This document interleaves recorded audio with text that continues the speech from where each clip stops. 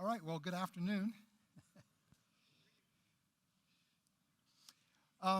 Just to kind of ease us into this afternoon's sessions, how many of you, when you were a kid, collected comic books? Yeah, quite a few of you. All right, how many still collect comic books today? A couple of you, yeah. Well, like most kids, I had a comic book collection when I was little, and I was probably about maybe 5 or 6 when I first started collecting comics.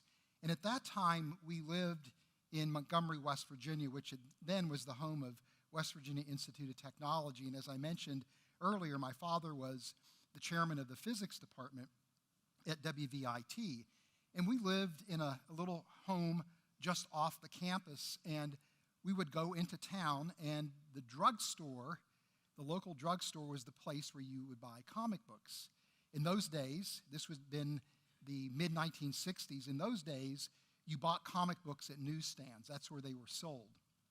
And I can remember begging my mom for 15 cents so I could get a comic book, 25 cents for a double issue. If I was on exceptional good behavior, I might convince her to get me a quarter. And, you know, looking back on it, I didn't appreciate this at the time, of course, but that was the time where Marvel was introducing their iconic characters. So Spider-Man, the Hulk, the Fantastic Four, Iron Man were all being introduced at that particular time. So I was buying some of the very first issues of those different comic books. But anyway, as I said, you know, we lived on the near the WVIT campus, and so as a little kid, the campus was my playground. That's where I spent my time playing. And this is, for fun, kind of this iconic image of the WVIT campus in those days, where you don't see it, but there's a street level and then a long flight of stairs that goes up to this beautiful landing, and then another flight of stairs that takes you right into the entrance of the administration building. And there's a beautiful terraced lawn there that I would play in all the time. My father's office was in a building you can just see on the right. This was the science building, and his office was on the first floor. So I'd go visit my father, then I'd go out to play. On the left is the Bears Den. That was the student union, and I was told under no uncertain circumstances should I ever go into the Bears Den, which meant I spent all kinds of time playing in the Bears Den. But because my father was the chairman of the physics department, a lot of the students knew who I was as a little, snot-nosed kid running around. And I would take advantage of that because they would try to do nice things for me, to get brownie points with my dad, and I would take full advantage of that. But one of the first lessons I learned on a college campus in those days as a 5-year-old were college students were slobs, and they would leave their trash everywhere, including pop bottles. And so I would collect pop bottles, and I'd take them to a little store called Fannon's Market.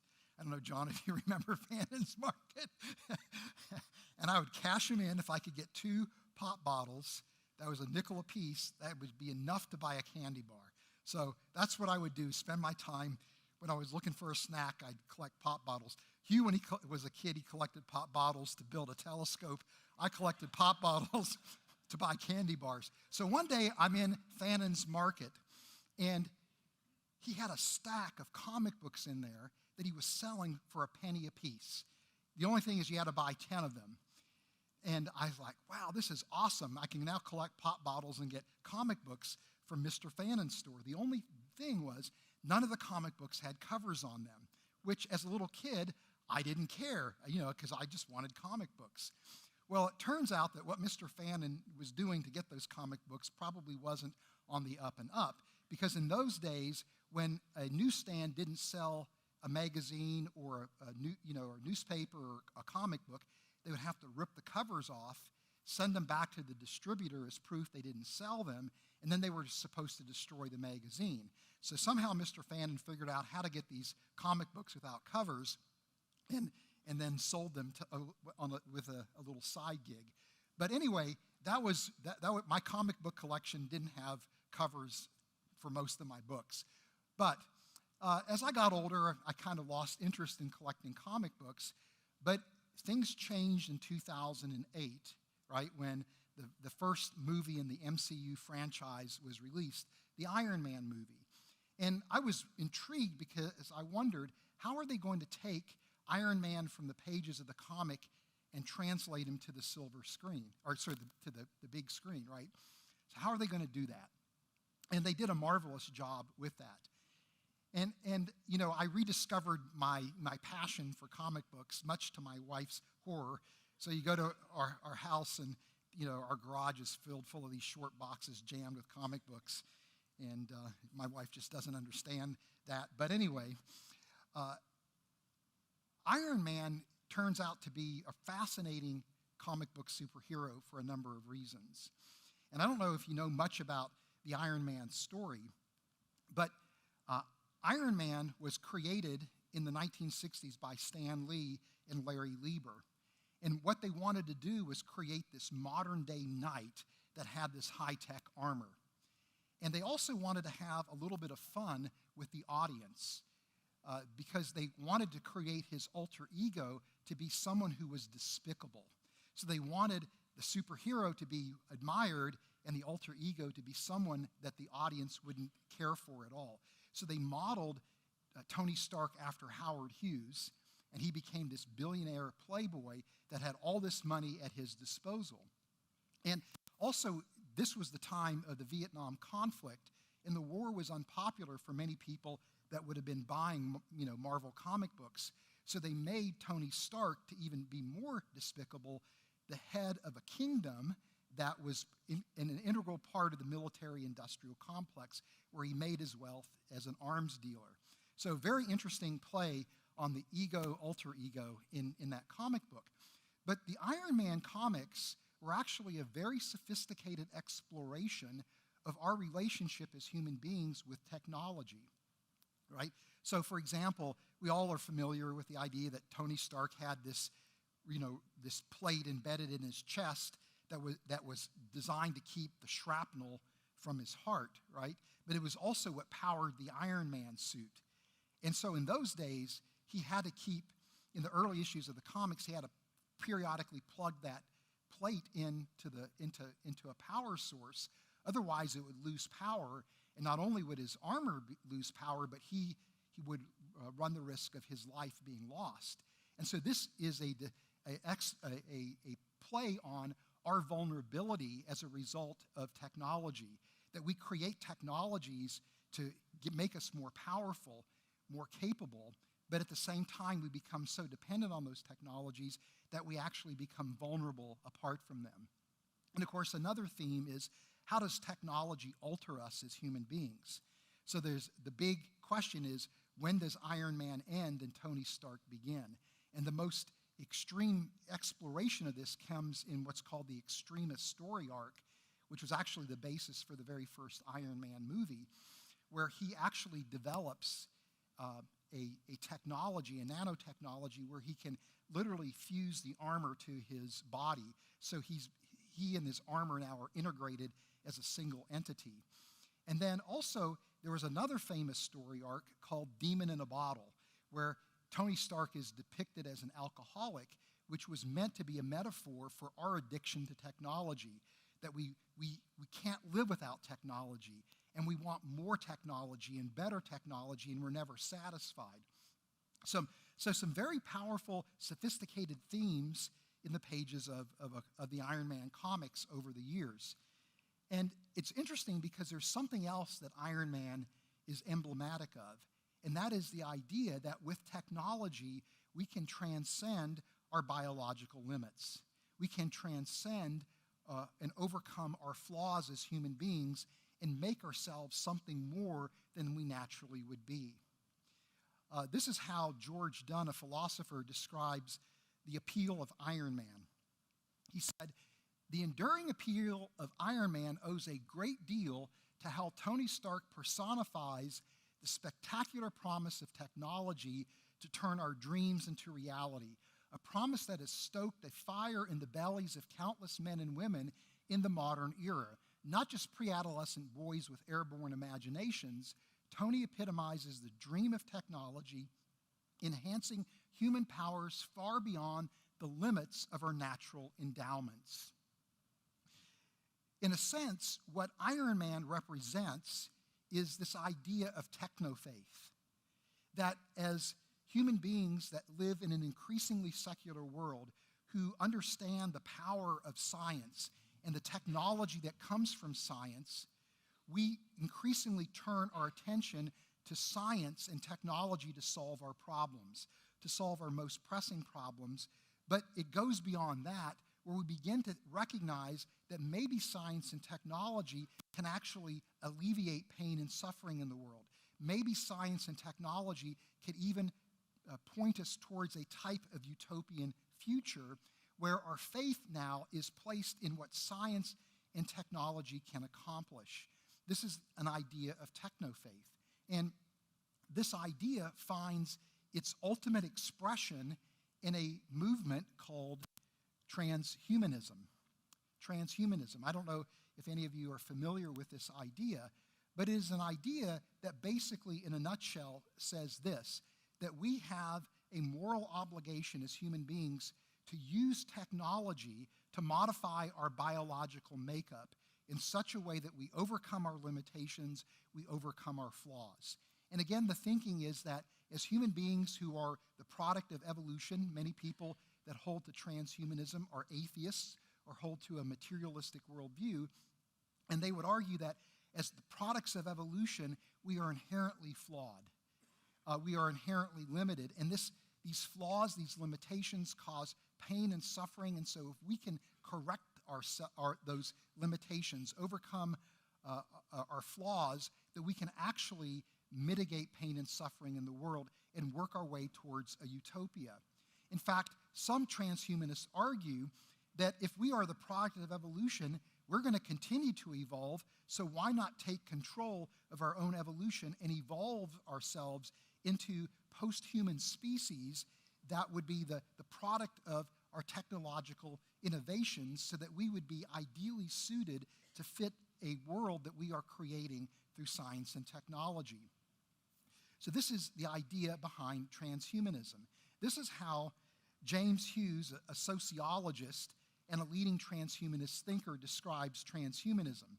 He says, in the 21st century, the convergence of artificial intelligence, nanotechnology, and genetic engineering will allow human beings to achieve things previously imagined only in science fiction. Lifespans will extend well beyond a century. Our senses and cognition will be enhanced. We will gain control over our emotions and memory. We will merge with machines, and machines will become more like humans.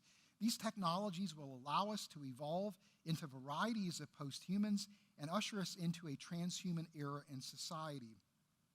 Transhuman technologies, technologies that push the boundaries of humanism, can radically improve our quality of life, and we have a fundamental right to use them to control our bodies and our minds. That is a great description of transhumanist thinking. And for many people that hold to a transhumanist perspective, transhumanism offers people who are atheists, who are materialists, who have really no true hope, purpose, or destiny, those very things. If you are an atheist, when your life ends, that's it. But with transhumanism, it's quite possible that you could extend your lifespan to a practical immortality, attaining a type of techno-eternal life, and as a result of that, overcome our greatest limitation, which is our mortality. That this becomes almost, in many respects, a religious idea where the transhumanist vision is an eschatology for materialism, for atheism. Now, this idea of transhumanism probably has its origins in the early 1900s with a scientist by the name of J.B.S. Haldane.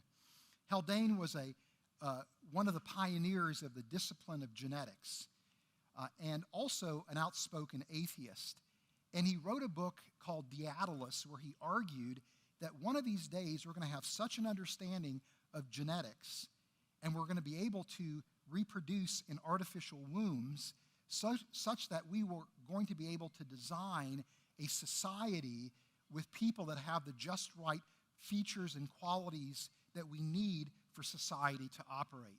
Now, if that idea sounds familiar, it was the inspiration for Thomas Huxley's book, A Brave New World. Now, most people over the years have viewed transhumanism as a fringe idea where it gained very minimal academic credibility and respect until the last few years, where there's been some remarkable advances happening in biotechnology and bioengineering that give legitimacy to the transhumanist vision. We now have the ability with gene editing to do high precision modifications of the genomes of organisms, including human beings, so that we can literally alter the genetic makeup of humans at will. And this technology is going to be very powerful in terms of treating genetic disorders. Estimates are there are somewhere between 5,000 to 10,000 genetic disorders that involve mutations to a single region in the genome, and these are rare, these have no therapies, and we could literally transform medicine with this technology. In fact, in December of last year, just a few months ago, the FDA approved 2 gene therapy treatments for the sickle cell anemia, where you can literally cure people of sickle cell anemia with gene editing techniques. This is going to revolutionize, again, medicine, but at the same time, this same technology could be used to create designer babies and to potentially enhance human beings intellectually, psychologically, and even physically. Another advance that's important is in brain-computer interface technology, which I'm going to spend some more time talking about. And then finally, anti-aging technology.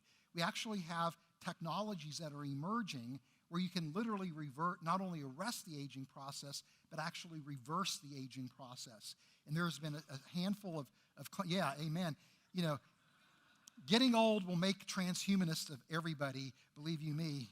If I could get an injection and take off a few years of life, I would probably do it. But anyway, but these technologies are now making the transhumanist vision realistic. And so what I want to do is talk a little bit about brain-computer interfaces so you can appreciate the fact that these technologies can be used for incredible good, but there's also a line that we are in danger of crossing, that once we cross that line, it may be irreversible. Now, brain-computer interfaces are one of the hottest areas in bioengineering today, and it's amazing what's happening in this discipline, which in effect involves implanting electronic devices into different regions of the brain of a patient or a test subject, and that patient can either learn to control computer software and hardware by controlling their thoughts, or more sophisticated brain-computer interfaces actually use machine learning algorithms to extract user intent from the electrical patterns in the brain, and then will transmit that to, again, computer software, machine hardware. Now, this is going to revolutionize medicine because you now have the prospects of having people that are amputees being able to control robotic prosthetic limbs, to the point where in clinical trials or preclinical trials, people claim to develop a sense of ownership of these robotic limbs, where they feel as if those robotic limbs have actually become part of them, right? Or you have the use of these brain-computer interfaces to control exoskeletons that can give mobility to paraplegic and quadriplegic patients. That this technology can actually be used to help people that are locked in because of brain injury or stroke to be able to communicate. And in fact, a study was done where a patient could imagine writing letters that the interface would then interpret and actually then print out the letters, and that the rate of transmission of the letters from the thoughts to the computer screen was as fast as a typical person can text a message, where the error rate was about 5%. Remarkable technology, and we're just on the cusp of seeing this technology being realized. Now, Many of you, of course, know who this is, right? Elon Musk, everybody's hero or anti-hero, depending on who you are. And Elon Musk has formed a company, 2016 was when the company was birthed, called Neuralink. And the goal of Neuralink is to create the next generation of brain-computer interfaces. And the advances that Elon Musk has made in this technology, most people say are real advances where he has probably got the cutting edge for this technology, and has gotten approval from the FDA to actually take it into a clinical setting, doing preclinical trials. And in fact, they did the surgery to introduce the brain interface into the very first human test subject, and apparently this person is already learning to control computer software with their thoughts. So this is exciting stuff from a medical standpoint, but if you are able to use this technology, again, to control electronic devices, to control machine hardware, you are steps away from making the Iron Man ideal a reality, right?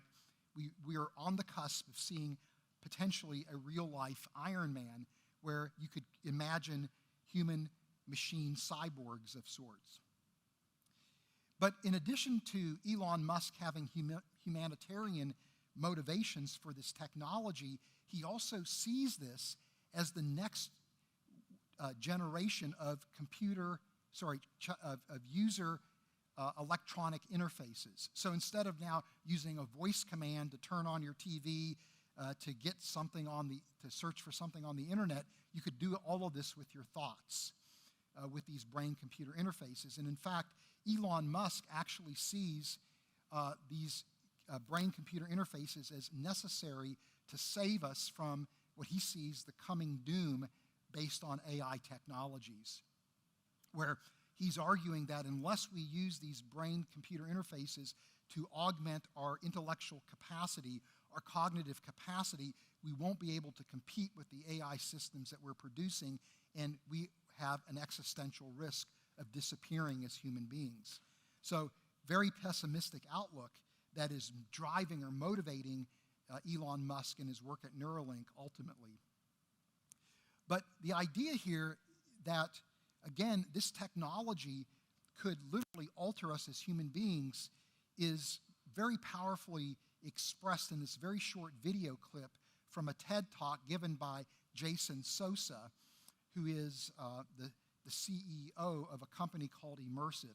So I'm going to play this video clip and just listen to his vision for how this technology could be used.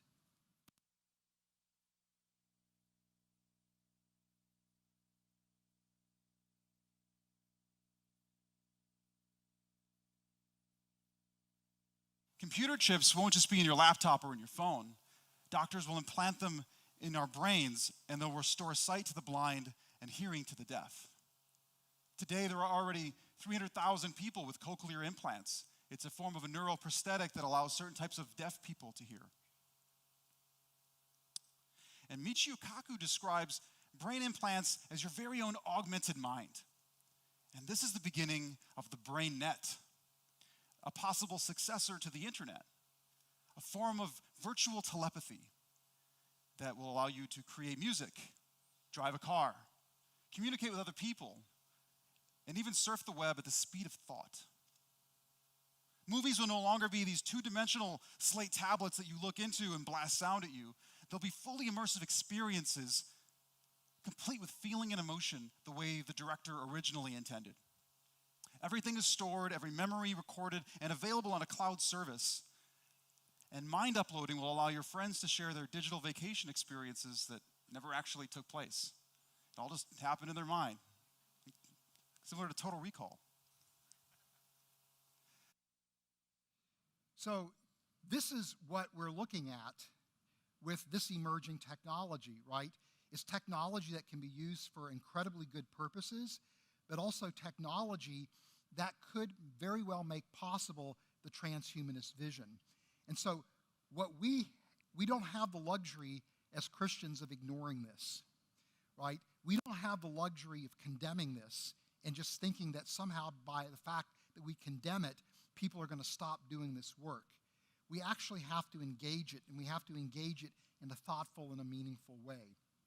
And so I wrote a book with Ken Samples called Humans 2.0, where we explore the whole idea of transhumanism and discuss, again, how as Christians we need to engage this, focusing on three areas. One, on the ethical issues that arise from this technology.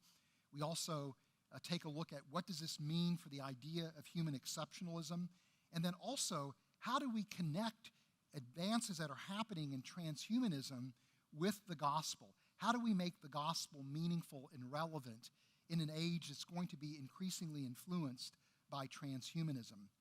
And that's what I'm going to spend the rest of the time that I have discussing, is the question, can technology save us? Because this is ultimately the motivation for the whole transhumanism movement, is an appeal to technology to save us, right? People are looking for salvation in what science and technology can achieve. And when we think about this question, the first thing that we should recognize is that even though this technology can be used for really good purposes, at the end of the day, this technology raises all kinds of ethical questions and ethical issues, even when it's used in a medical context. So, for example, brain-computer interfaces have been shown to be able to actually arrest the symptoms of Parkinson's disease. By giving electrical stimulation to certain areas of the brain, you can actually completely alleviate patients from having Parkinson's symptoms. Really exciting stuff. However, what they've discovered is people that receive those treatments become less risk-averse. Their behavior becomes risky. And so the question becomes, would that patient have agreed to a second round of treatments without the interface, right? And so, if you're altering a person's personality, you can no longer be confident that that person is actually giving informed consent for subsequent treatments. So you are stripping the patients of their autonomy potentially. Another issue has to do with the fact that there is a collaboration between the patient and the brain-computer interface, particularly when you're extracting user intent from their electrical activity. So who's actually making a decision? Is it the patient? Is it the brain-computer interface, or is it some combination? And would have the patient made the same decision without that interface as with the interface? So these are some of the ethical issues. In fact, there's a whole area in bioethics that's emerging called neuroethics that are addressing these very types of questions. But the point here is that if these are the ethical issues that arise from simply medical treatments, medical use of the technology, how many more are the ethical issues going to be when we start thinking about using this technology for enhancements, right? And if there are these kind of ethical issues associated with the technology, I question whether you could actually say this technology is going to save us. It very well could create not a utopian future, but a dystopian future like many of us are familiar with from science fiction. But the ultimate reason why I would argue that this technology could never save us has to do with something called the salvation paradox. And the idea here is that if we modify ourselves to such an extent that we become post-humans, so that we in turn now are looking to save ourselves by modifying ourselves to such a degree that we no longer would even recognize ourselves as human, who is it we're actually saving? We're not saving ourselves, we're saving that which we have made, right? This is called the salvation paradox. Or if I could somehow get a type of digital immortality by uploading my mind into a computer system, I've not saved myself, I've saved a copy of myself, assuming that you could actually do that. This is called the salvation paradox. A philosopher, Patrick Hopkins, says, suppose technology has changed me so much that I am no longer a member of the human species.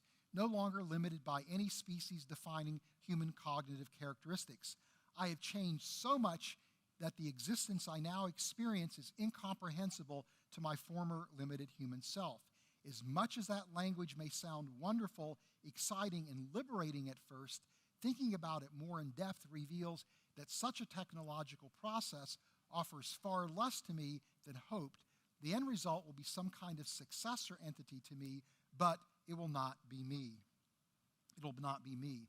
So that idea of again, technology saving us is a false gospel, right? The transhumanist vision, make no mistake, is going to be an alternative gospel. It's going to be a competitor to the Christian gospel. And as we live in a world that, again, is more and more influenced by science and technology, people are going to be attracted to that particular gospel. And so we need to be able to show that it is indeed a false gospel. And here, the salvation paradox is very helpful towards that end. But let's think about this for a minute, because what transhumanists are essentially pointing out, ultimately, what they are exposing is the need that every human being has for hope, purpose, and destiny. Right? What they're exposing is essentially a need for a savior. In effect, you could say that transhumanists aren't really that far off. They're not really that misguided, because they recognize that the world isn't the way it's supposed to be, that there's pain and suffering in the world, and that is wrong, that there's injustice in the world, that's wrong, that they desire a utopia, they want hope, they want purpose, they want destiny. They see the death of human beings as being unnatural. They see the prospects of the human species disappearing as tragic. These are things that we can all affirm, right, as Christians. The problem is they're just looking for salvation in the wrong place. But I believe that transhumanism is giving us an incredible opportunity to present the gospel in a world that, again, is craving salvation. We have an opportunity for the gospel to be made relevant in a surprising way in an age dominated by science and technology. This is what Ronald Cole Turner, a theologian, says. There are notable similarities between Christianity and transhumanism. Christians hope for eternal life that will be enjoyed with the fullest possible knowledge, joy, and moral purity. Transhumanists look forward to extending the human lifespan, perhaps indefinitely, while also enriching human knowledge, attaining greater happiness, if not joy, and achieving moral balance and social harmony. One explanation for these similarities is that transhumanism emerged from a culture shaped by Christianity.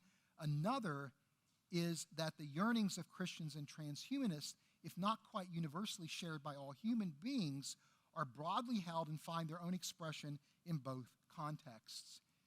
Again, an incredible opportunity is presenting itself for us to take advantage of if we're willing to see that bridge between transhumanism and Christianity. And I'm going to close by making a final point, that for those people that find the transhumanist vision appealing, in effect, what we offer as Christianity is the ultimate expression of transhumanism, right? That as Christians, Christianity is true transhumanism. And what I mean by that can be found in the Apostle Paul when he says, there are heavenly bodies and there are earthly bodies. The splendor of the heavenly bodies is one kind, the splendor of earthly bodies is another. The sun has one kind of splendor, the moon another, and the stars another, and star differs from star in splendor. So will it be with the resurrection of the dead. The body that is sown is perishable, it is raised imperishable. It is sown in dishonor, it is raised in glory. It is sown in weakness, it is raised in power. It is sown a natural body, it is raised a spiritual body. Okay, and then remember that if you want to get a copy of Testable Faith, please take advantage of that opportunity by scanning the QR code, or go to the table where you can scan the QR code there. All right, thank you.